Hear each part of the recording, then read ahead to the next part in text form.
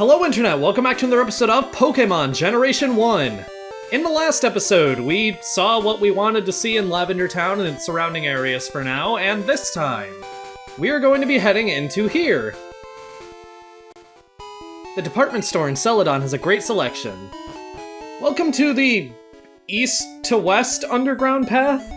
There's no trades in this one or anything, but there's one hidden item 35 tiles west of the Route 8 stairway, so... 1, 2, 3... Okay, Nugget. Great. We're off to a very good start to this episode. Trust me, I'm gonna lose my mind in this episode, so... my notes say there's one more hidden item. 19 tiles east of the Route 7 stairway, which I assume is this one, so... 1, 2, 3... Elixir. That would have been useful a few episodes ago in Rock Tunnel. But that's fine. It doesn't matter. I heard a sleepy Pokémon appeared near Celadon City. Another one. Great. That means more detours through caves, surely. There's no new encounters out here on Route 7, but we are close to a couple more areas. Well, one more area. This is just another gate to Saffron City that will turn us around. The encounters here are pretty much the same as Route 8, so... let's just head straight in to Celadon City. This is a nice color on the Super Game Boy, actually. I like this. Keep out of Team Rocket's way! Yeah, I've seen the things you creeps are willing to do, so... sure thing. Welcome to our Pokémon Center. We heal your Pokémon... Why am I reading your text? I just need to heal. I didn't heal after the last episode, because why would I? I was just sitting in front of this tunnel, and there was no real battles that could have potentially happened between then and now, unless I fought the trainers I said I wasn't gonna fight last time. Alright, let's start talking to people here, because this is a big city and it's gonna take a few episodes. If I had a bike, I would go to Cycling Road. I do have a bike, but you don't really need one. You can glitch your way through. Pokeflute awakens Pokemon with a sound that only they can hear. That's objectively incorrect. I rode uphill on Cycling Road from Fuchsia. Future me added that out. As I said, Celadon City is a huge place, and there is a lot to do. This is the second largest city in the Kanto region, but it's the largest. It's only the second largest because they want you to believe that. This is my trusted pal, Poliwrath. Yeah, looks just like him. It evolved from Poliwhirl when I used Waterstone. We'll be talking about that in the next episode, probably. Ribby Ribbit. Can't argue with that. Want to head here first. This is Celadon Mansion. In future generations, this area would be known as Celadon Condominiums, and I kind of prefer that, because mansion implies rich people, and I don't like them. P. I agree with that. That Clefairy is spitting straight facts. Kiao. And Meow. I like the Meow. It's a sculpture of... In what world is that a sculpture of Diglett? And why do you have a sculpture of Diglett? My dear Pokémon keep me company. Meowth even brings money home. That's how I'm rich. My cat stole it all. That's awesome. In Pokemon Fire Red and Leaf Green, the old woman here will give you the key item T, and that's how you enter Saffron City. However, in the Game Boy games, we're gonna have to wait a little bit longer. In Let's Go Pikachu and Let's Go Eevee, Brock will essentially just force the T on you once you leave this building. These are signs, I think. Game Freak Meeting Room. Yeah, this looks like an indie developer gaming room.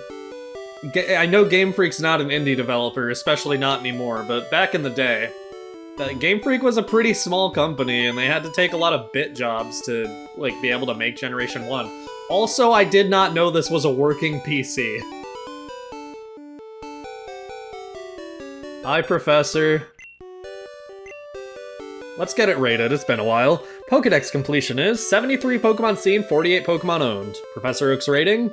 Looking good! Go find my aide when you get 50. Sounds good. We'll go find his aide when we get 50, but we aren't there yet. Up again. Oh, there's Game Freak.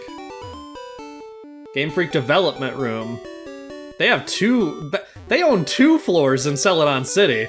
They only have the 22nd floor to themselves in Castelia, so... I wrote the story. Isn't Erica cute? I like Misty a lot, too. Oh, and Sabrina, I like her. Sabrina and Erica are okay, but Misty's like 12, dude. Calm down. I'm the graphic artist. I drew you. That's creepy. Me? I'm the programmer. He looks like a hacker man. I don't think I've ever seen this sprite before, but I love it. I love that a lot. Is that right? I'm the game designer. Filling up your Pokédex is tough, but don't quit. When you finish, come tell me. Does the programmer have a unique sprite? Actually, that's not really unique, I don't think. Maybe this isn't a unique sprite, but the programmer really might be a unique sprite. I don't know if I've ever seen that sprite before. And I don't know if I'll see it again. I can think of a situation where I could potentially, but yeah. Here on the roof, there's nothing we can do, but we do see another entrance, which is supposed to be a hint, but there is another way into this building. If we head around here, I think I'm going the right way. I haven't explored Celadon City in a game in a while. Last time probably would have been last time I played Let's Go Pikachu. Well, no, would have been the last time I played Pokemon Fire Red, but still. You can head around this back way, and if we go down here, surely there's a hidden item. Surely. No? They love making just dead ends with nothing in them lately, don't they? They did the same thing, like, frequently in Rock Tunnel. Head back along here, surely there's an item. I don't have the item finder, so I guess I'll never know for sure. I know there are hidden items here, but I don't think there is any back here. At least not in my memory. But we can head in through the back way here in order to reach this part of the rooftop of Celadon Mansion. I know everything! Me too. Sometimes it can feel like that. It's a pamphlet on TMs. There are 50 TMs in all. There are also 5 HMs that can be used repeatedly. Silphco. I know everything about the world of Pokémon in your Game Boy. Get together with your friends and trade Pokémon. This room is sort of meant to encourage that in a way. Trainer tips, using a Game Link cable. I mean, I've already done the Trade Center and how to link, and we're gonna talk about Coliseum later, so... Here. I need to rewind. I hate doing that on emulator, but I actually need to save before I pick up this Eevee.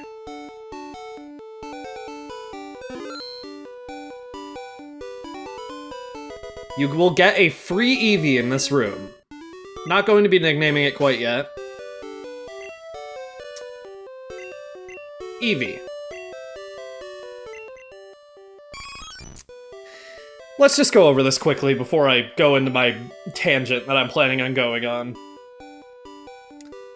Eevee sucks. It doesn't learn any notable moves through level up, and only learns 3 non-normal type moves at all. But hey, at least the rival got an underwhelming starter in yellow version as well. Surely this sentence will age well. Now, this is a horrible idea. We've only just arrived in Celadon and we've barely seen anything yet, but welcome to the shiny hunting episode. Sort of. From here on out, the remainder of this episode is going to be about shiny hunting in Generation 1, as well as anything else you can get purely through multiplayer with the Generation 2 games. Don't worry, I know there's more to say about Eevee, but we're going to be waiting until the next episode. So, it's been alluded to vaguely, but Generation 1 of Pokémon can actually communicate with Generation 2 for trading. The only requirement for this is that you receive the first 3 badges in Generation 2 and speak to Bill at the Ecruteak City Pokémon Center to unlock the Time Capsule. This will allow you to trade Generation 1 Pokémon through time to and from Generation 2. This can lead to some fun effects. First of all, this allows Generation 2 TMs and Move Tutor moves to be transferred into Generation 1, so long as they exist in Red, Blue, and Yellow. This instantly changes the playstyles of many Pokemon, for example making Alakazam a type-covered beast with all 3 of the elemental punches, and giving a lot of Fire-type Pokemon earlier access to Flamethrower. I actually used this to give Charmeleon in Pokemon Yellow Fire Punch, since its best fire move until then is just Ember in Generation 1. Pokemon traded to Generation 2 will also be holding items.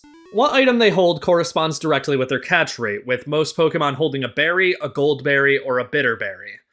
There are some rare instances of Pokemon holding more unique items, though. For example, the starter Pikachu in Yellow will be holding a Light Ball, Jigglypuff will be holding a Polka Dot Bow, an item that is functionally identical to the Pink Bow, and Machop will be holding the Brick Piece, an item that does absolutely nothing and only sells for 20 Pokédollars. This is a good way to get some rarer items, but the only real must-have in Generation 2 through this method is the Light Ball in the case that you hatch Pichu from the Odd Egg, which I did, but I'm not going to be trading Red's Pikachu away just to benefit myself in a separate playthrough. This is also useful for removing any HM moves you may have accidentally taught to Pokemon you intend on using for your team. There is no move deleter anywhere in Generation 1. This is not the case in Generation 2, where there's a move deleter in Blackthorn City.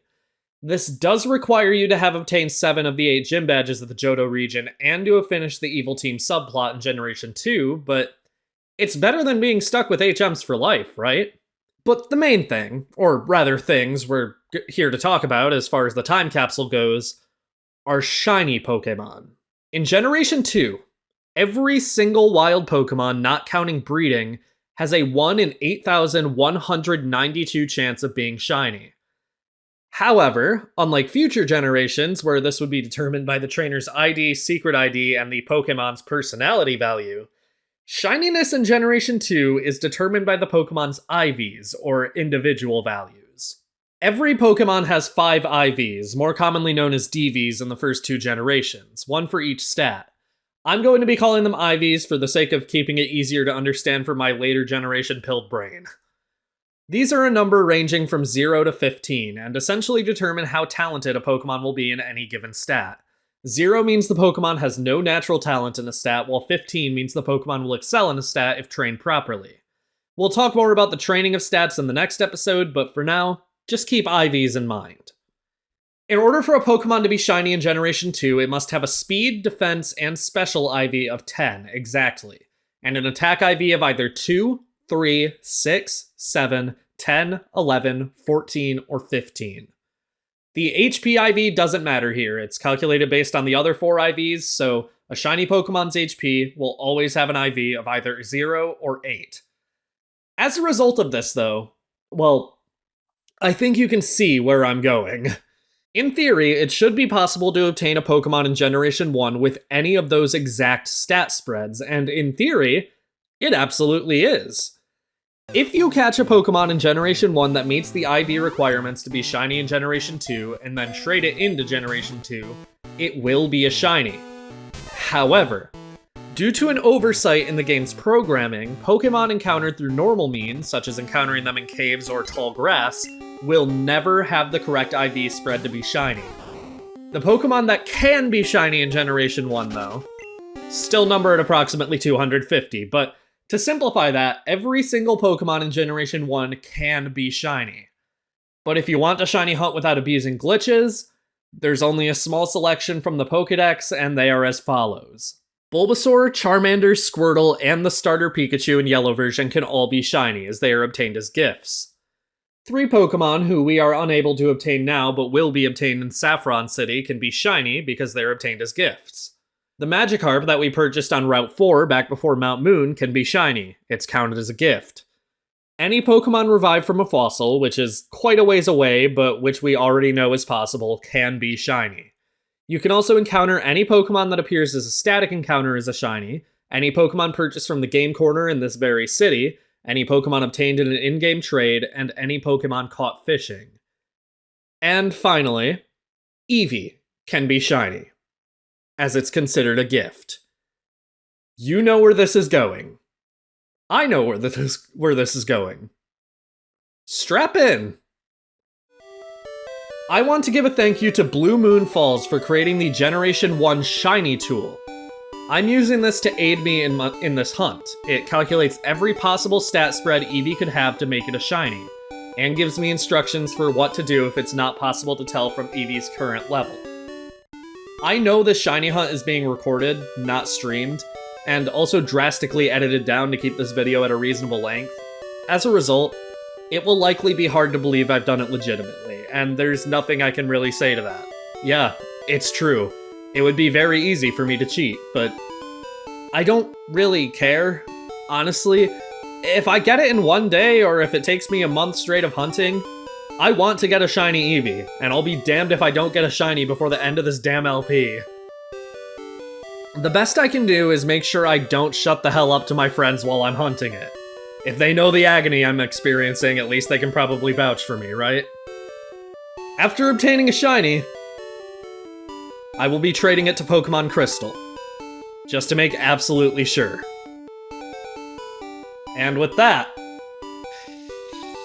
Alright, time to sacrifice a month of my life to the grind for a potentially satisfying pop-off. This Eevee already has too high of an HP stat, so... Good first one. By the way, I should note, I am going to be hunting at 3 times speed. This is the highest speed the game can be run at on official hardware using Pokemon Stadium 2's Game Boy Tower. And I will lose my mind if I'm doing this in the normal game speed. One thing that will make the hunt faster is knowing you can reset immediately if Eevee does not have the correct HP stat, so keep that in mind if you're hunting along for some reason. So I can't really show much of this hunt because I played a lot of copyrighted music because listening to 3 times speed Pokemon Red and Blue will drive you insane after about 10 minutes. But I do want to thank my friends Amber at MetaGoTo on Twitter and Sylvia at Demfix on Tumblr for being in the call with me for the first few hours of this hunt. I spent about 3 hours just in my first recording for this episode trying to find this shiny. Ultimately, did not take that long to find in the end. It was probably about 4 hours total of hunting. But that first 3 hours would have been like absolutely dreadful had they not been in the call with me. So thank you to both of them. Holy shit. Holy shit. Okay. So I'm still on day 1 of searching, but there's a good chance that this Eevee is the one. It has the correct stats at level 25. This is one of the sets of potential IVs where I need to level it up once. So I need to go to the PC and get some rare candies because this could be it. Okay, I'm just gonna use 1 rare candy. Don't need to take both, or all 3. I had 3 of them. If, upon leveling up, this Eevee's stats are 68, 35, 36, 38, and 44, this is a shiny Eevee. The HP is right. Oh my fucking god! Woo! Oh my god! That was only like 5.5 hours total, probably. I was expecting this to take so much longer. Holy shit. Okay, this is a cool feeling. This is a really cool feeling. I need to open my notes real quick.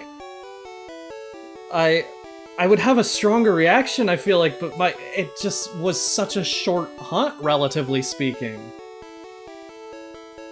Oh my god, okay. I'm not gonna I'm not gonna look a gift horse in the mouth, I'll fucking take it. I mean, we gotta, like, trade this to Pokemon Crystal now. We gotta see what this guy looks like shiny. For reference, by the way, this is what Eevee looks like when it is not shiny in Pokemon Crystal. Has its colors that it would have in any other Pokemon game up to the modern day.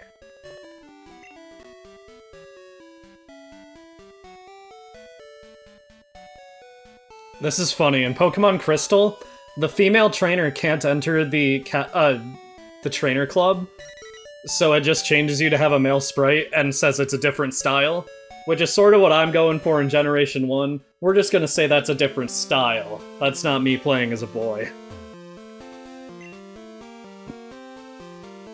Alright. Please wait. I'm please waiting. Okay. In Pokemon Crystal, we can just look at the stats of the other trainers' party, so... Oh.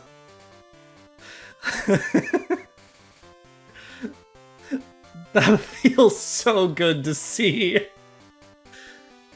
I accidentally reset, but it doesn't really matter. We saw what we needed to see. Well, I'd say this has been a pretty eventful episode, but I realize I neglected to say it anywhere else, so allow me to say now, Eevee is in fact the 4th permanent member of my team. 5th member if you count Margarine, despite her being a temporary team member. I'm gonna be riding this high all night, probably. Oh my god, I got a shiny Eevee in Generation 1. Well... we may not have explored much in the way of actually going around Celadon City and seeing what there is to do, but we still did quite a bit today, so...